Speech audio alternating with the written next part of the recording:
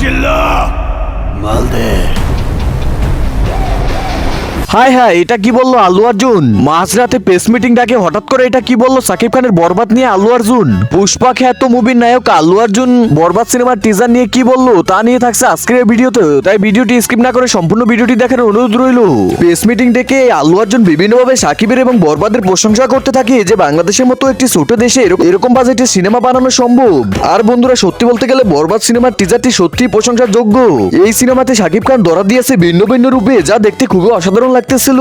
সাকিব খানকে নিয়ে আল্লু অর্জুনের প্রশংসাগুলো বর্তমানে গণমাধ্যমে পুরো ছড়িয়ে পড়েছে এবং ইন্ডিয়াতে প্রশংসা পাচ্ছেন বর্তমানে বরবাদের সিনেমার নায়ক সাকিব খান। আল্লু অর্জুন আরো বললেন, বাংলাদেশের মতো একটি ছোট দেশে এমন সিনেমা তৈরি করবে আমি কখনো কল্পনাই করতে পারিনি। বরবাদের টিজার দেখে মনে হয়েছে তো বরবাদ মুভিটিও হবে পুরো ধামাকাদার, যেটা পুষ্পা মুভির মতো পুরো দুনিয়া কাঁপাবে। আর বন্ধুরা, তোমরা সবাই কমেন্টে বলে যাও বরবাদ ছবিটির টিজার কেমন হয়েছে।